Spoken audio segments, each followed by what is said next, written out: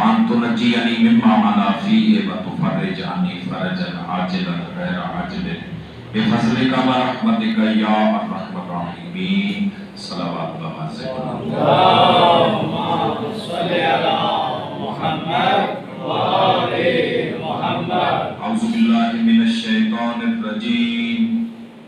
بسم الله الرحمن الرحيم. الحمد لله رب العالمين. الحمد لله الذي جعلنا من المتمسكين بولاية علي بن أبي طالب. اللهم صل على محمد وآل محمد. الحمد لله الذي لا يبلغ مدحته القائلون ولا يحصي نعمه العادون. الصلاة والسلام على سيدنا ونبينا وشفيع ذنوبنا وطبيب قلوبنا أبي القاسم محمد. اللهم صل على محمد وآل محمد.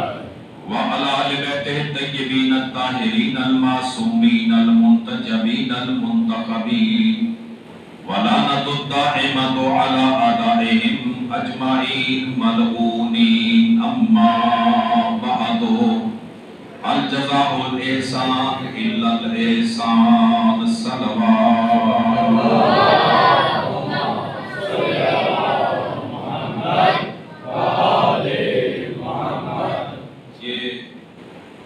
پہلے ہمارا ایک پروگرام ہوتا تھا رمضان محرم سے پہلے آفتر روزہ، اور اس کو برادران کے مشورے سے 15 روزہ کر دیا گیا. جو بھی چاہے اس کے گھر بھی ہو سکتا ہے، نہیں تو مدرسے میں ہوتا ہے، اور جو اپنے مرحومین کی سال ثواب کے لیے چاہے اس میں. آج کی مجلس ہمارے خاندان کے عظیم شخصیت پروفیسر سید اسار حسین شاہ صاحب ماہر تعلیم اور تعلیم دیتے ہوئے ان کی ایک عمر گزری ہے. اگرچہ ان کی زیادہ خدمات بیرون ملک تھی، لیکن اندرون ملک والے بھی انہیں مانتے تھے کہ سید کی خدمات یاد رکھی جائیں. آج ان کی برسی ہے، اور آج محسن انسانیت حضرت محمد مصطفیٰ صلی اللہ علیہ وسلم، آج محسن انسانیت کے محسن حضرت ابو طالب کی کا بھی یوم رحلت ہے. توجہ فرما رہے ہیں. اگرچہ ہم نے حسب وعدہ آج توحید کو شروع کرنا تھا اور اس بات کو لے کے آگے چلنا تھا، لیکن میں جملہ یہ کئی بار کہہ چکا ہوں اور بڑا قابل توجہ جملہ ہے. ایک وہ توحید ہے جو سہائی ستہ نے معاشرے کو دی، اور ایک توحید وہ ہے جو نہج البلاغہ نے معاشرے کو دی. دونوں میں فرق دیکھ لیجئے. جو سہائی ستہ والی ہے وہ کہتے ہیں کہ توحید یہ ہے کہ اللہ کے تخت پہ بیٹھے گا اور اس کا ایسا لباس ہوگا، فلاں ہوگا، فلاں ہوگا، فلاں ہوگا. یعنی اللہ کی تعریف کرنے والے بھی اس بات سے شرمندگی محسوس کرتے ہیں. حالانکہ اللہ تو وہ ہوتا ہے جس کی جو جتنی تعریف کرے اتنی کم ہوتی ہے اور اسے ثواب ملتا ہے. امیر المومنین نے نہج البلاغہ کے پہلے خطبے میں اب وہ لوگ جو یہ کہتے ہیں کہ حضرت ابو طالب نے کلمہ نہیں پڑھا اور یہ نہیں کیا اور وہ نہیں کیا اور فلاں نہیں کیا، یہ سارے مسائل اور ساری باتیں اور سارے الزامات، ساری تہمتیں اپنی جگہ. میری ان سے اپیل ہے کہ چھوڑیں دلیلوں کو، آپ امیر المومنین کی نہج البلاغہ کا پہلا خطبہ پڑھ لیں. یہ خطبہ خود دلیل ہے کہ جس کا بیٹا اتنی فصیح و بلیغ انداز میں اتنے معرفت سے لبریز جملات کے ذریعے اس رب کی تعریف کرے اور تعارف کرائے، اس کے باپ کو تم جیسے لوگوں سے اپنے ایمان کی سند نہیں لینا پڑتا. پہلا جملہ ہی اس پہ کتاب لکھی جا سکتی ہے کہ الحمدللہ الذی لا یبلغ مدحتہ القائلون، الحمد ہے اس اللہ کی لا یبلغ مدحتہ القائلون، جس تک وہ لوگ بھی نہیں پہنچ سکتے جو اس کی تعریف اور مدحت کرتے ہیں. ان کی رسائی اس تک نہیں ہے، اس رب تک نہیں ہے. یہ نہ سمجھنا کہ تعریف کرنے والے کو رب سمجھ آ گیا ہے.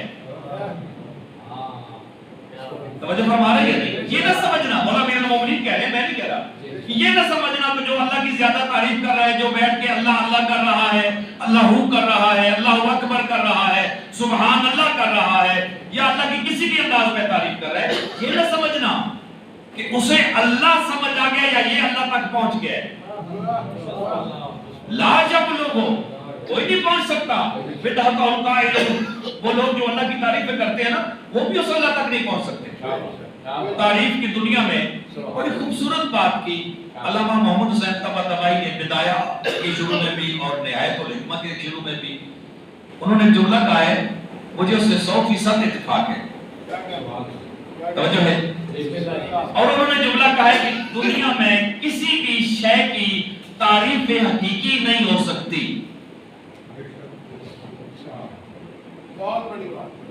کسی بھی شے، یعنی اللہ کی بنائی ہوئی کسی چیز کی نا تعریف حقیقی نہیں ہو سکتی.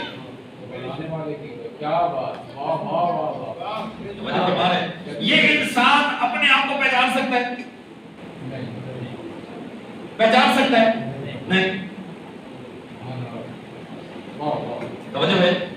یہ انسان اگر اتنی بات پہ توجہ کرے، چھوڑ دے کوئی گل، اتنی بات پہ توجہ کرے کہ مثلا ایک بندے کے گردے خراب ہیں، گردے بنانے پہ نہیں، گردے بنانے پہ نہیں، گردوں کو تھوڑا سا چلانے کے لیے کتنا خرچہ ہوتا ہے. ایسے اس اللہ نے دل دیا، یہ دل کا تھوڑا سا مسئلہ بنے تو وہاں جا کے پیسے جمع کرائیے. وہ دل نہیں بنا کے دیتے، دل بنا ہی کوئی نہیں سکتا. یعنی اس کی تھوڑی سی پرابلم حل کرتے ہیں تو کتنا پیسہ لگتا ہے. توجہ ہے. اور پھر بندے کو پتہ چلتا ہے کہ نہیں مجھے یہ کھانا چاہیے تو یہ نہیں کھانا چاہیے. اچھا یار میں یہ کھاؤں گا تو یہ نہیں کھاؤں گا. توجہ ہے. یہ اچھا یہ کب؟ جب بیمار ہوا. بیمار ہونے سے پہلے کیا تھا؟ اب یہ بیمار ہونے کے بعد ڈاکٹر کی ہدایت پہ عمل کر رہا ہے. بیمار ہونے سے پہلے اللہ کی ہدایت پہ عمل کرنے کے لیے تیار نہیں. مجھے فرمائے، دماغ کے ڈاکٹر بیٹھے میرے سامنے، میرے بھائی ہیں، ان سے پوچھئے دماغ کی کتنی قدر و قیمت ہے، اس کے کتنے سسٹم ہیں دماغ کے. پھر انسان کو پتا چلے گا کہ اس انسان کی قیمت کتنی ہے. گردہ بیچنے سے اس کی قیمت کا اندازہ نہیں ہوتا، گردہ کام نہ کرے تو اس کی قیمت کا اندازہ ہوتا ہے. وجہ فرما رہے ہو یہ اللہ کی کتنی بڑی قیمت ہے. اور اللہ نے اس انسان میں کتنے سسٹم رکھے ہیں، کیا نظام رکھا ہے. امیر المومنین نے کوئی جسے کہتے ہیں نا جاہلوں کی محفل میں بیٹھ کے کوئی ہوا میں اڑتا جملہ نہیں کہا. وہ جملہ معرفت کی گہرائیوں میں اتر کے علی ابن ابی طالب نے کہا، من عرف نفسا فقد عرف ربا. جس کو اپنی معرفت ہو گئی نا اس کو اپنے رب کی معرفت فرما رہی ہیں. اب اپنی ایک سانس پہ دیکھیں نا، یہ آنکھ جب خراب ہوتی ہے تو کیا ہوتا ہے، جب ٹھیک ہوتی ہے تو کیا ہوتا ہے. کیا میں یہ نہیں کہتا کہ ہم اپنے ہاتھ سے وہ کام لے رہے ہیں جو ہاتھ سے لینا چاہیے، اپنے دل سے وہ کام لے رہے ہیں جو اسے لینا چاہیے. توجہ فرما رہے ہیں. ٹھیک ہے. مثلا اسلام نے آ کے کیا کہا، دل کی 2 قسم کی بیماریاں اسلام نے ظاہر کی. ایک وہ بیماری ہے جس کا تعلق جسم سے ہے، ایک وہ بیماری ہے جس کا تعلق روح سے ہے. اسلام نے انسان کی جسمانی بیماریوں کا علاج بھی بتایا اور روحانی بیماریوں کا علاج بھی بتایا. دل کے بارے میں اتنا اطمینان دلایا کہ آپ صرف اتنا کریں کہ اس کو حسد، بغض، کینہ اور منافقت سے پاک رکھیں. توجہ بھی یہ نہیں. ہم ڈاکٹر کی ہدایت کے مطابق پتہ نہیں کتنا عمل کرتے ہیں، رسول کی اور اللہ کی ہدایت کے مطابق عمل نہیں کرتے. توجہ فرما رہے. ہمیں لطف اس وقت آتا ہے جب کسی پہ تہمت لگائیں، ہمیں لطف اس وقت آتا ہے جب کسی پہ الزام لگائیں، ہمیں لطف اس وقت آتا ہے جب کسی کی غیبت کریں، اور ہم یہ سمجھتے ہیں کہ شاید ہمیں اطمینان قلب ہوا ہے. توجہ فرما رہے ہیں.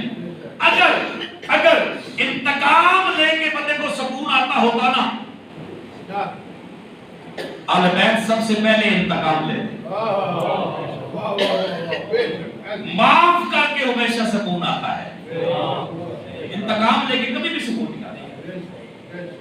بالکل کبھی بھی کوئی بندہ سوچے کہ میں انتقام لوں گا تو یہ ہو جائے گا، نا قطعاً نہیں. معاف کر کے سکون آتا ہے. اور معافی بھی کس کو؟ درے اہل بیت پہ ہو نا، معافی مانگنے والے کون؟ حور. یہ کہہ دینا کہ حور نے معافی مانگ لی. بابا بندہ غلطی کرے، غلطی ختم ہو جائے، بندہ بھول جائے، معافی مانگے آگے، کوئی بات نہیں، بندہ معاف کر دیتے. اب جیسا گناہگار بھی معاف کر دیتا ہے، چلو یار 5-10 سال پرانی گل ہے، اب یہ کرنا ہے، اس معاف کر دے. حور کے دیے ہوئے زخم ابھی سارے تازہ تھے. حور نے پانی بند کیا، بچے پیاسے. توجہ فرما رہے. حور گھیر کے لے آیا. امام حسین ابھی کربلا میں ہے. یہ سارے دکھ تازہ ہیں، اور آگے معافی مانگتا ہے اور حسین معاف کرتے ہیں. توجہ فرمائیے نہیں. آج یوم ابو طالب، روزے ابو طالب، حضرت ابو طالب ہمیں کیا درس دیتے ہیں؟ حفاظت دین، حفاظت رسول، حفاظت قرآن. اگر ہم حضرت ابو طالب سے صرف یہ سیکھیں کہ ہمیں نعرہ لگانی، کب تک ہم اس نقطے پہ رکے رہیں گے؟ عملاً کوئی قدم اٹھانا ہے یا نہیں اٹھانا؟ اگر اٹھانا ہے تو ابو طالب سے سیکھو. مسلمان کہتے ہیں نا کہ ابو طالب نے کلمہ نہیں پڑھا، پتہ نہیں وہ کلمہ کون سا تھا. ایک کلمہ اللہ کا تھا، ایک جملہ اللہ کا ہے، ایک اس کے بھتیجے کا ہے، ساڑھے کو پوچھو تو ایک اس کے بیٹے کا ہے. کلمے کے 3 جملے ہیں نا، لا الہ الا اللہ، محمد رسول اللہ، علی ولی اللہ. آپ دیکھیں جب حضرت ابو طالب نے نکاح پڑھا، یہ بھی ایک نیا جملہ ہوگا آپ کے لیے. صرف رسول کی خواہش پہ نکاح نہیں پڑھا. دونوں خاندان جب مل کے بیٹھے نا، یہ حضرت خدیجہ سے، اور نکاح بھی صرف حضرت ابو طالب نے بی بی خدیجہ کا ہی پڑھا.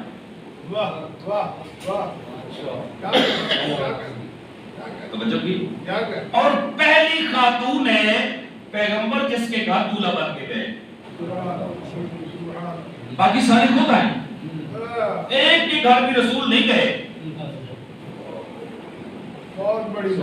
دولہا بن کے رسول اگر گئے ہیں نا تو صرف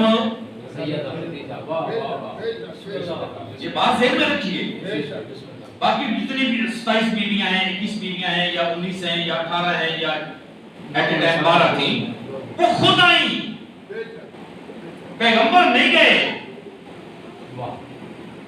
جیسے مولا علی دولہا بن کے صرف فاطمہ الزہرا کے گھر گئے، باقی حضرت ام البنین سمیت ساری خود آئی. یہ ایک اعزاز ہے. اور شاید پیغمبر حضرت خدیجہ کے گھر ایک، اب دیکھیں نا، بیوی 2 طرح کی ہوتی ہے. ایک ہے شریک حیات، ایک ہے شریک مقصد.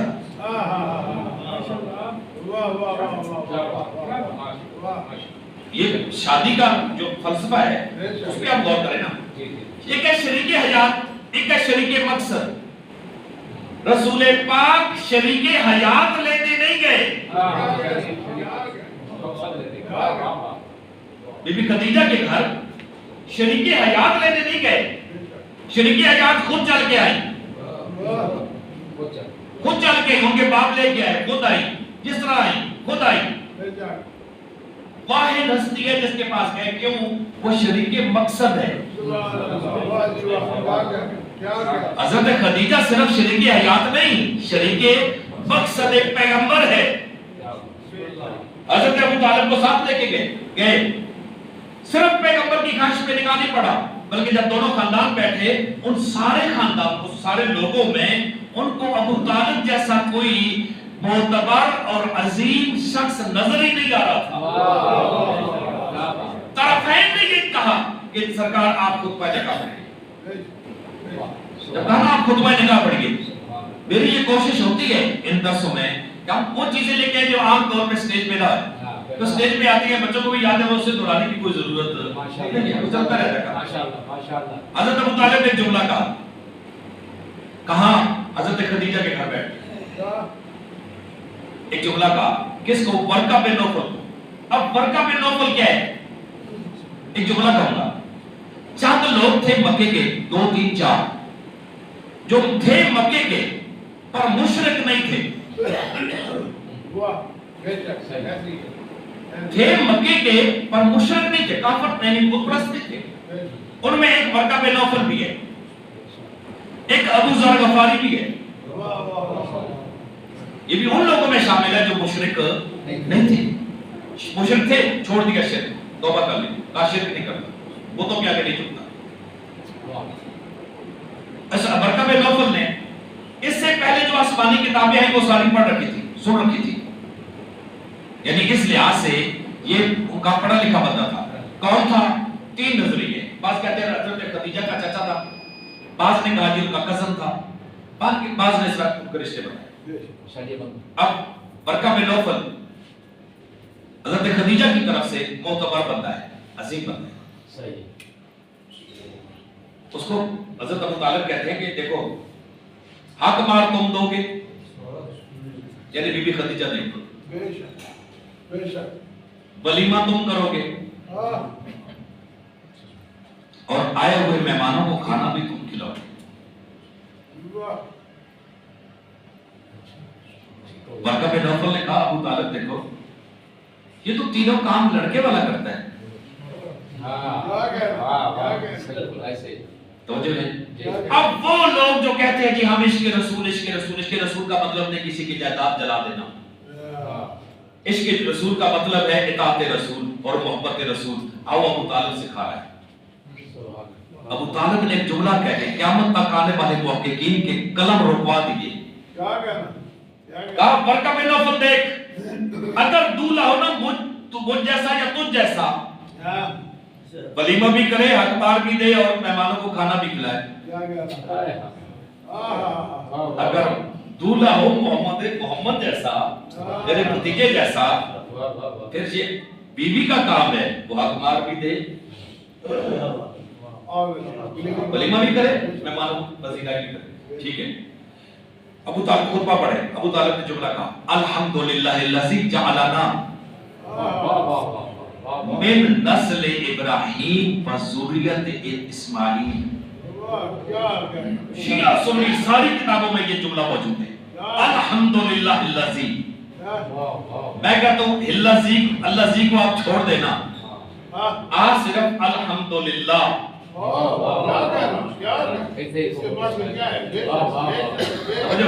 कौन सा करना है? अबू तालिब के जबान से, उनके लबों से निकला हुआ लफ्ज अल्हम्दुलिल्लाह अल्लाह को इतना पसंद आया कि फिर कुरान का आगाज अल्हम्दुलिल्लाह से।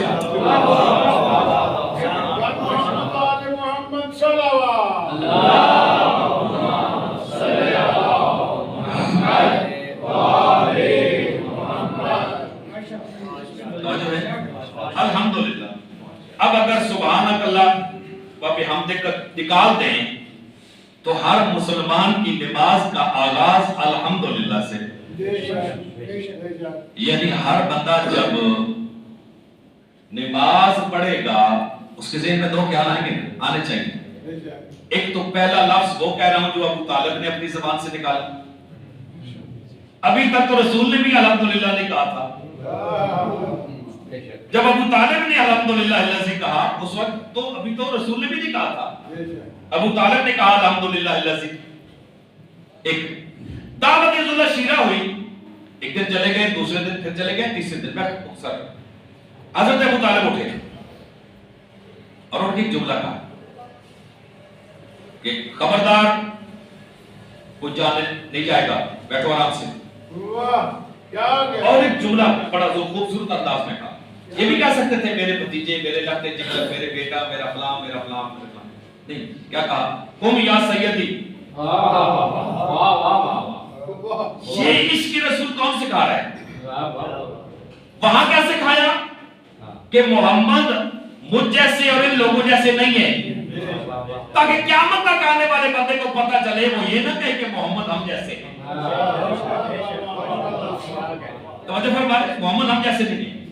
اور اگر ان کے خاندان کا ایک بزرگ جس نے انہیں پالا ہے, بڑا کیا ہے, اور اس کا نام نہیں لیتا اور کہتا ہے کہ یاقوم یا سیدی, آج جب یہ کہا جاتا ہے کہ یا سیدی یا نبی, یا سیدی یا نبی, تو یہ کس کا سکھایا ہوا سبق ہے؟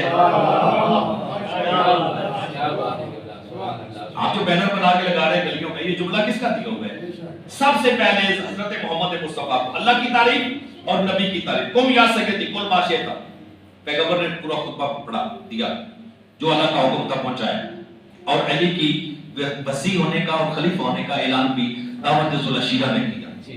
ایک وعدہ علی نے کیا, ایک وعدہ نبی نے کیا.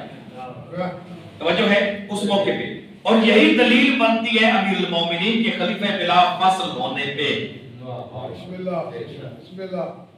کہ انہوں نے حضرت رسول پاک نے کیا وعدہ کیا, جو میرے اس کام میں, میرے اس مشن میں میری مدد کرے گا وہ میرا بری حمایت کرے گا, میری نصرت کرے گا, وہ میرا وسیع ہوگا, جانشین ہوگا.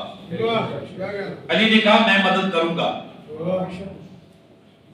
اب جب غدیر کے میدان میں پہنچے تو مدد ہو چکی تھی, علی وعدہ پورا کر چکے تھے, اب نبی کو وعدہ کرنا تھا, اپنا وعدہ پورا کرنا تھا. حضرت ابو طالب, اب کسی بندے نے بڑا خوبصورت جملہ کہا, ایک لاہور میں ایک عورت ہے نا یوم حسین, یہ اس سال کی بات ہے جس سال میری پیدائش ہے, 69-70 کی بات ہے. رسالے میں لکھا ہوتا تو میں نے پڑھا کہ ایک اہل سنت عالم اٹھے, مولانا کوثر نیازی صاحب, انہوں نے کہا کہ سارے زمانے کو شکریہ ادا کرنا چاہیے محمد اور علی کا جنہوں نے حسین پال کے ہمیں دیا. وجہ ہے یہ نہیں. علامہ حافظ کے فیض حسین اللہ مقام ہو اٹھے اپنے نمبر پہ, اور انہوں نے کہا کہ دیکھو کوثر نیازی تم نے جملہ بڑا کہا, اپنے حصے کی داد لے لی لیکن حق ادا نہیں ہوا. اگر شکریہ ادا کرنا ہی ہے نا تو ابو طالب کا کرو جس نے محمد اور علی پال کے.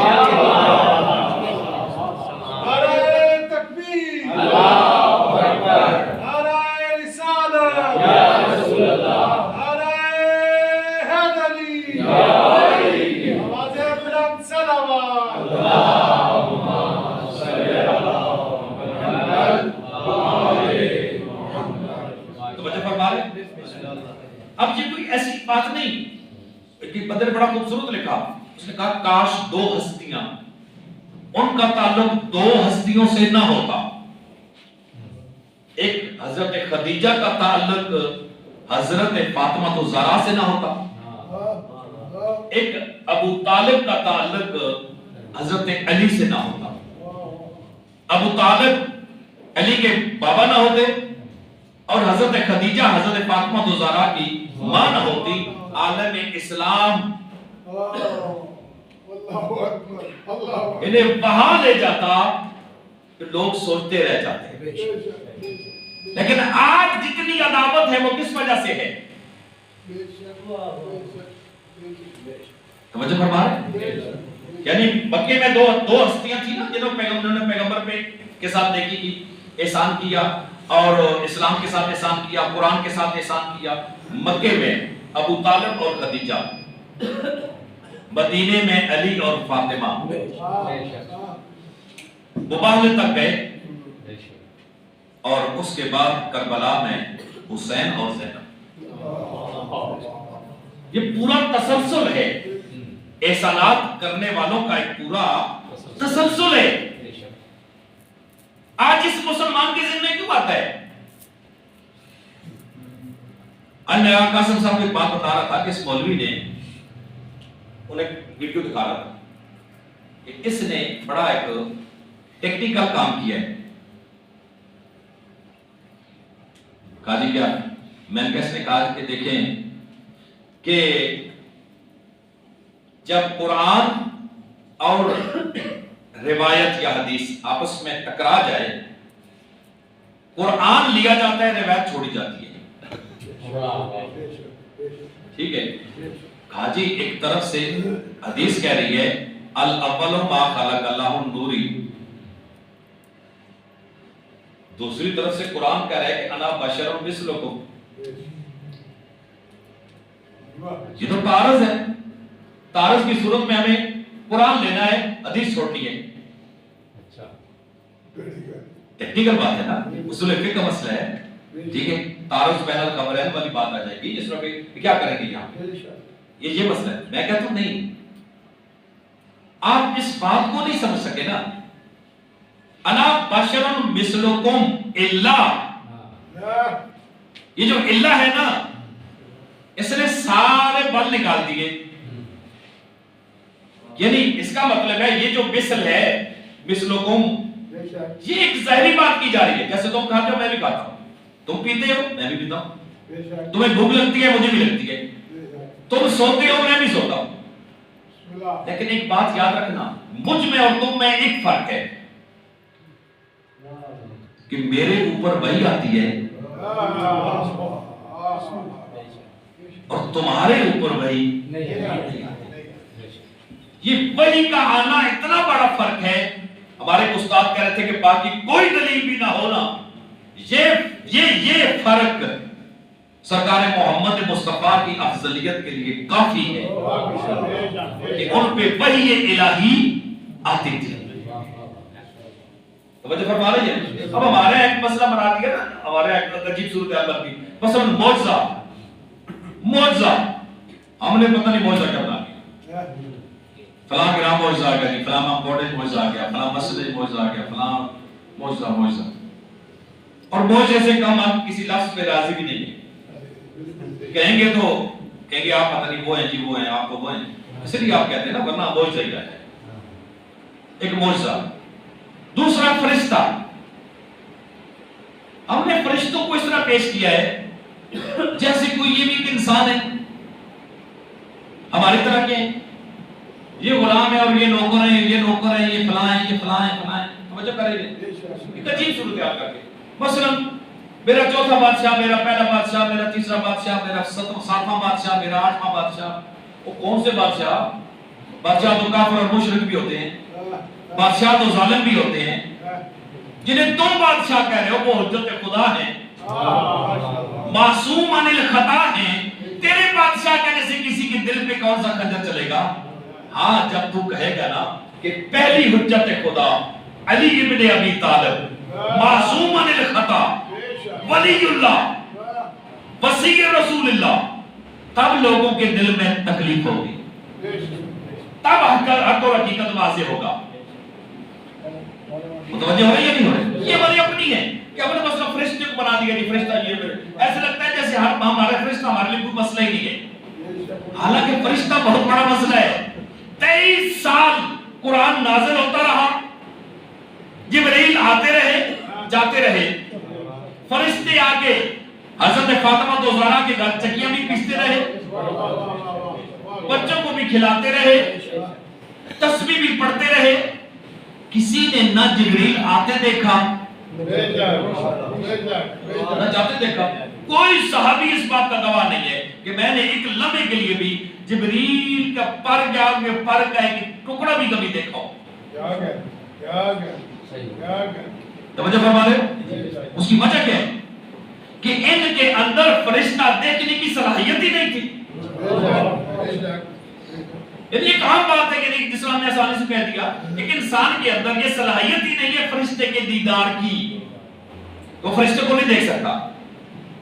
جنہوں نے دیکھنا تھا انہوں نے دیکھا.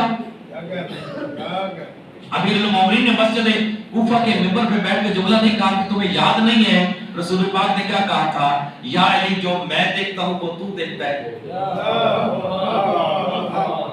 یا علی جو میں سنتا ہوں وہ تو سنتا ہے. یا علی تو میرا گواہ ہے میں تیرا گواہ ہوں. تو پوچھا گیا کہ آپ بولا کیا دیکھتے تھے؟ کہا میں جبریل کو آتے دیکھتا تھا. آتے ہوئے بھی دیکھتا تھا جاتے ہوئے بھی دیکھتا تھا. آپ سنتے کیا تھے؟ کہا وہی الہی کی آواز اور وہی نازل ہونے کے بعد وہ جو شیطان چیختا تھا نا روتا تھا اس رونے کی آواز یا رسول سنتے تھے یا میں سنتا تھا.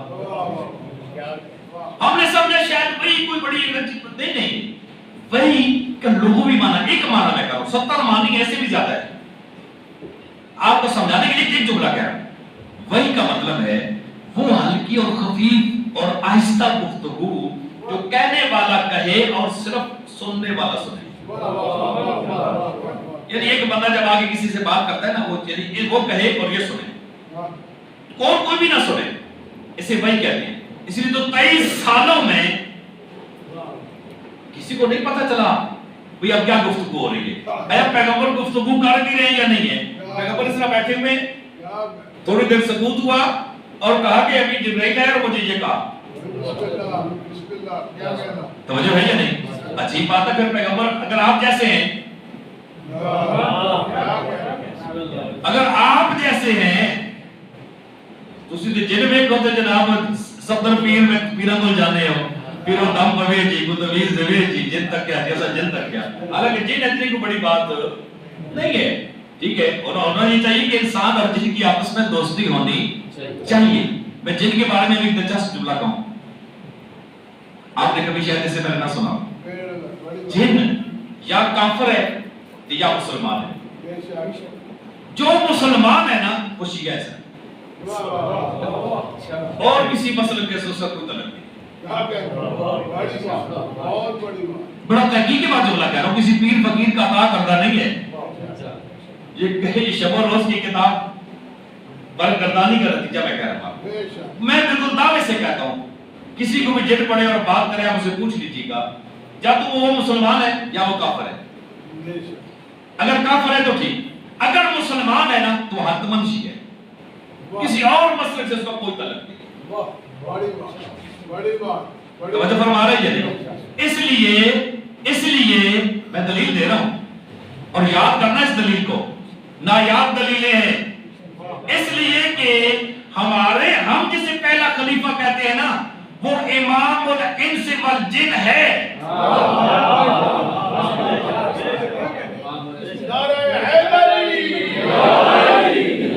وہ جسے لوگوں نے بنایا نا وہ امام الانس ہے. امام الجن ہے نہیں ہے نہیں. وہ خود ان سے پوچھ لیں روایات دیکھ لیں ان کا کبھی جن سے سامنا ہوا تو کیا ہوا. میں تو نہیں کہتا لڑائی چل رہی ہے. میں تو یہ کہوں گا کہ ہوا نا. لیکن میرے پاس جو دلیل ہے جس طرح میں اور آپ موتی ہیں وہ بھی موتی ہیں. جس طرح میں اور آپ مکلف ہیں وہ بھی احکام شریعت کے مکلف ہیں. جیسے ہم پہ نماز واجب ہے ان پہ بھی واجب ہے. جس طرح ہم پہ روزہ واجب ہے ان پہ بھی واجب ہے. احکام تکلیفیہ ان پہ بھی ہیں ہم پہ بھی ہیں.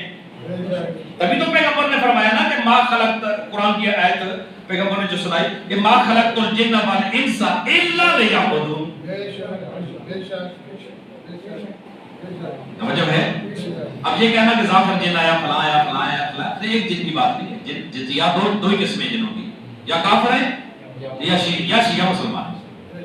اب یہ کہ شیعہ مسلمان باقی کسی مسلک سے ان کا کوئی تعلق نہیں. تو آپ تو جن دیکھ کے برداشت نہیں کر سکتے. اور جس دن فرشتہ آپ دیکھتے ہیں اس دن پوری شہر میں اعلان ہوتا ہے آج فلاں نے فرشتہ دیکھا ہے، اور پھر آپ کسی کو بتانے کے قابل یہ درِ اہل بیت کا کمال ہے۔ اگر آپ ایک جیسے رسول جیسی ہے تو ان پہ تو وہی آتی ہے، کیا آپ پہ وہی آتی ہے؟ آپ کو تو وہی کا ترجمہ نہیں آتا، متوجہ ہو رہی ہے نہیں ہو رہی؟ حضرت ابو طالب سے ہم نے جو چیز تیسرا سبق سیکھنا ہے وہ کیا ہے؟ یعنی ایک حمد خدا، ایک تعارف رسول۔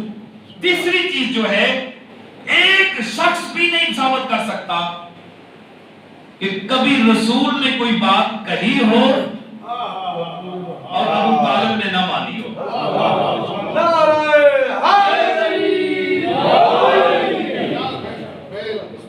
یہ اپنی مسجدوں میں بیٹھ کے جملہ کہہ دینا جی کہ وہ یہ ہوا تھا تو وہ ہوا تھا تو فلاں ہوا تھا۔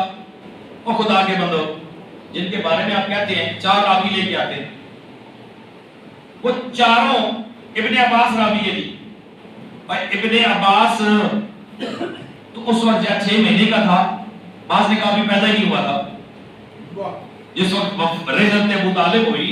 ابن عباس بعض کہتے ہیں 6 مہینے کا تھا، بعض نے کہا پیدا ہی نہیں ہوا۔ دوسرا راوی آپ سیاہ ستہ میں لے کے آ رہے ہیں ابو ہریرہ، جس نے ابھی کلمہ نہیں پڑھا۔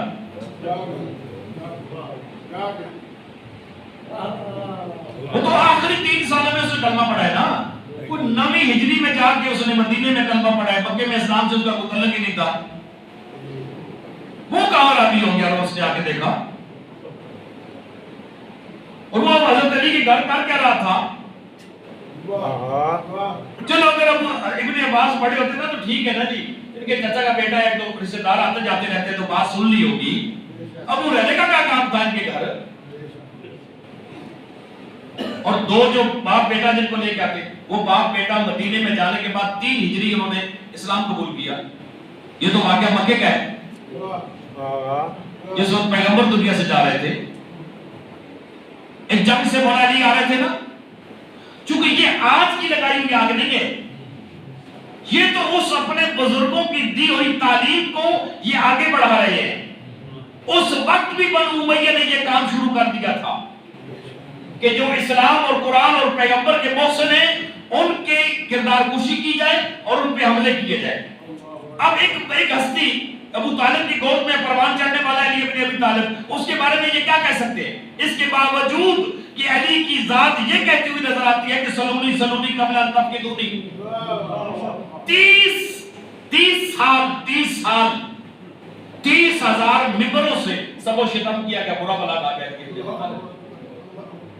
یہ اس وقت کی معیشت بھی کام کرے گی، یاد کی نہیں ہے۔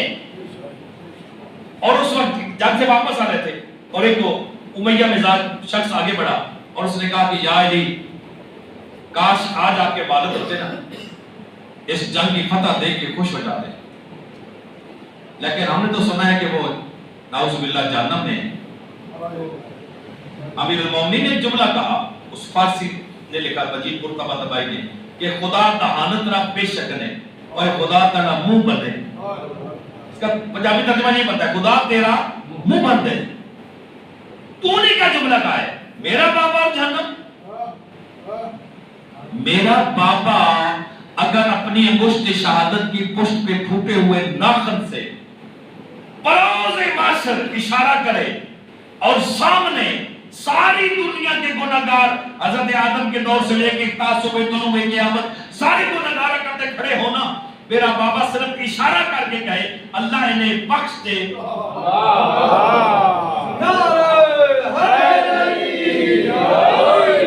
شاید میرے بابا کی انگلی پیچھے آنے میں دیر لگے، اللہ کے بخشنے میں دیر۔ کیسی بات کرتے ہیں؟ اس نے پوچھا آپ کے بابا کیا تھے؟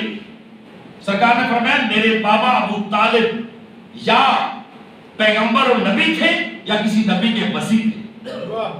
میں نے پہلے کہا وہ چند لوگ جنہوں نے پیغمبر کے اعلان رسالت اور پیغمبر کی ولادت سے پہلے شرک نہیں کیا، وہ اگر ایک طرف ورقہ پہ نوفل تھا تو خاندان بنو ہاشم میں حضرت ابو طالب توجہ فرما رہے ہیں، جنہوں نے شرک کیا ہی نہیں۔ کیوں؟ پیغمبر کی اپنی حدیث ہے، العمل ما خلق اللہ نوری انا وعلی من نور واحد کہا کہ ہمارا یہ نور ساجدین سجدہ کرنے والی جبینوں اور اللہ کی بارگاہ میں جھکنے والی رحموں کے ذریعے منتقل ہوتا ہوا. جب جبین عبد المطلب میں آیا تو اس کے دو ٹکڑے ہوئے، ایک جبین عبداللہ میں گیا، ایک جبین ابو طالب میں گیا. توجہ فرما رہی ہے نہیں؟ توجہ فرما رہی ہے نہیں؟ جس ہستی کی جبین میں نور ولایت علی ابن ابی طالب ہو، نہیں میں جملہ کہوں گا ضائع نہ جائے، لطف آنا چاہیے آپ کو اور جملے پہ توجہ کرنا ہے. جس ہستی کی جبین میں کسی بت شکل کا نور ہو، وہ کبھی بت کے سامنے سر جھک نہیں سکتا. بت شکل کا توجہ ہے یا نہیں؟ میرے دوستوں، میرے بزرگوں، حضرت ابو طالب محسن اسلام ہے، محسن قرآن ہے، محسن رسول ہے. وفا کا درس دیا. آج جس وفا کو ہم کہتے ہیں نا حضرت عباس وفا کے خالق ہیں، وفا کے شہنشاہ ہیں، یہ وفا کس نے سکھائی؟ دادا ہے حضرت عباس کا ابو طالب. توجہ ہے؟ حضرت ابو طالب نے اپنے بیٹے علی کو رسول سے وفا کرنا سکھائی اور علی نے اپنی اولاد کو وفا کرنا سکھائی. اور عباس ساری زندگی حسین کو رسول سمجھ کے اور خود علی بن کے وفا کرتے رہے. توجہ فرمائیں. حضرت ابراہیم کے بارے میں ہے کہ اللہ سے ایک دعا مانگی اور حضرت ابراہیم کے ہر نبی کی دعا رد نہیں ہوتی، لیکن حضرت ابراہیم کی دعا کبھی بھی رد نہیں ہوتی. خلیل تھے، دعا مانگی پروردگار مجھے بیٹی دے. کہا دیکھیں میں نے آپ کو اسحاق اور اسماعیل جیسے بیٹے دیے، ابراہیم پھر بیٹی کیوں مانگ رہا ہے؟ کہا یا رسول اللہ، یا اللہ، اس لیے کہ اسماعیل اور اسحاق میری نبوت و رسالت اور امامت کے وارث ہیں، مجھے وہ دے جو میرے جنازے کی وارث ہے. میں چاہتا ہوں مجھے ایک بیٹی دے، جب میں دنیا سے جاؤں گا تو میرے جنازے پہ بیٹھ کے کھڑے ہو کے روئے مجھے رونے والی بیٹی تھی. حضرت عبد المطلب جب آخری وقت تھا اپنی بیٹیوں کو بلا کے کہا بیٹیوں کیا مجھ پہ رو گی؟ کہا بابا کیوں نہیں روئیں؟ کہا میرا دل کرتا ہے آپ یہ فرض کریں کہ میری رحلت ہو چکی ہے، میرا جنازہ پڑا ہے، میرے سامنے ایک دفعہ رو.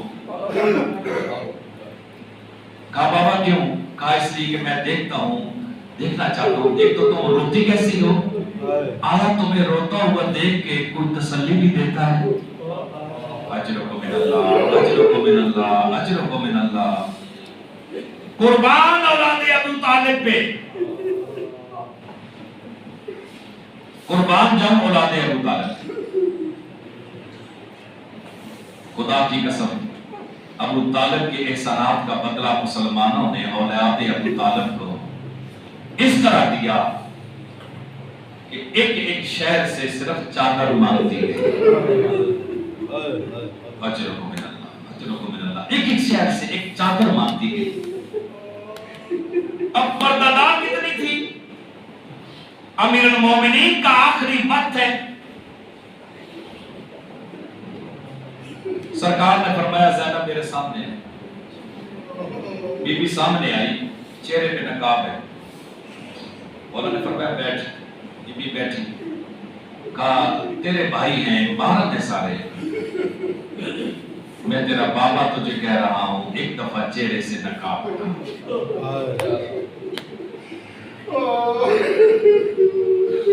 بڑی مشکل سے بعض کہتے ہیں سارا نہیں ہٹا، بعض نے کہا کہ بڑی مشکل سے روتے ہوئے بی بی نے نقاب ہٹایا.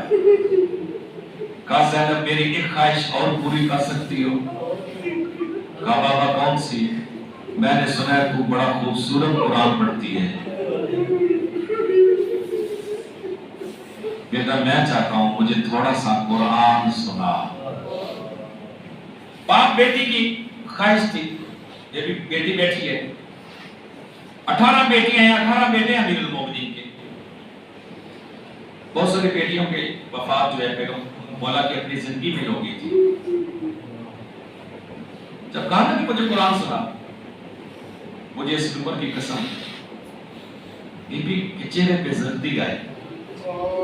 امام حسن آگے بڑھے، کہا بابا ایسا نہیں ہو سکتا، آپ یہ اپنا حکم واپس لیں۔ بابا ایسا نہیں ہو سکتا، آپ اپنا حکم واپس لے لیں۔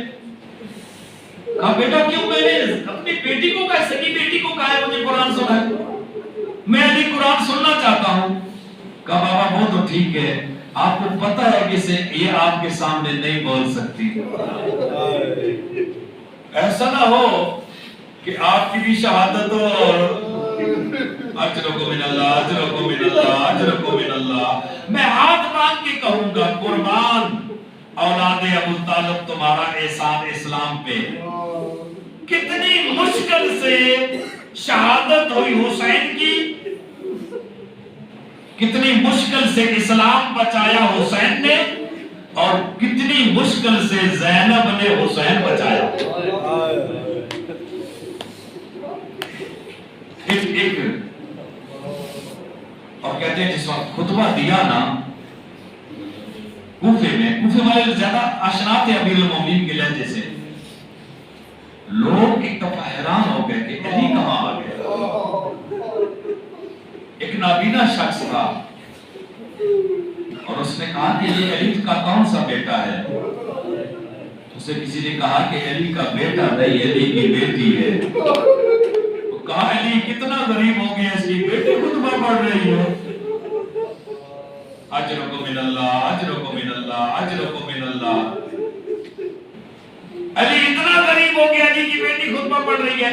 ایک روزہ خان سے سنا ہے میں نے، امیر المومنین کا آخری وقت تھا، بیٹے اور بیٹیوں کو بلایا اور کہا کہ میری 2 چیزیں رہ گئی ہیں، ایک وہ سجدہ رہ گیا جو مسجد کوفہ میں ادا کر رہا تھا، مجھے ضرب لگ گئی، وہ سجدہ میرا ادھورا ہے، اور ایک خطبہ میرا ادھورا ہے جو مجھے خوارج نے نہیں پڑھنے دیا، بس باقی کوئی عبادت میری نامکمل نہیں ہے، صرف یہ 2 کام کرنے ہیں۔ جب کہا 2 کام کرنے ہیں، اس وقت بقص روزہ خان کے بقول بی بی زینب آگے بڑھی اور کہا بابا جو آسان ہے بیٹوں کو دے، جو مشکل ہے میں زینب کے ذمہ کہا بیٹا سجدہ آسان ہے۔ حسین نے کہا بابا وہ سجدہ میں ادا کروں گا۔ بی بی زینب نے کہا بابا خطبہ مشکل ہے نا، میں اس طرح خطبہ پڑھوں گی لوگ کہیں گے یہ علی کہاں سے آ گئے۔ اجرکم من اللہ ولا لعنت اللہ علی القوم الظالمین وسیعلم الذین ایہم الکلمین ینقلبون۔ خداوند کریم بحق محمد و آل محمد ہماری اس قلیل سی عبادت کو اپنی بارگاہ میں قبول و منظور فرمائے۔ ہم سب کو حضرت ابو طالب کے لگائے ہوئے اس شجر وفا سے سبق لیتے ہوئے اب اسلام اور اپنے دین کے ساتھ وفا کرنے کی توفیق نصیب فرما۔ میرے پاک اللہ ہم سب کے مرحومین کی مغفرت فرما، بالخصوص بانی یہ مدرسہ شہدائے ملت جعفریہ اور آیا جی سی اسام حسین شاہ صاحب کی روح کو اور ان کے خاندان کے جملہ مرحومین کی ارواح کو میرے پاک اللہ ان کے صغیرہ کبیرہ گناہوں کو معاف فرما، انہیں عالم برزخ میں راحت و سکون نصیب فرما، عالم برزخ کا سفر ان کے لیے آسان فرما۔ میرے پاک اللہ ہم سب کو اپنے آبا و اجداد کو، والدین کو، بزرگان کو یاد رکھنے کی توفیق نصیب فرما۔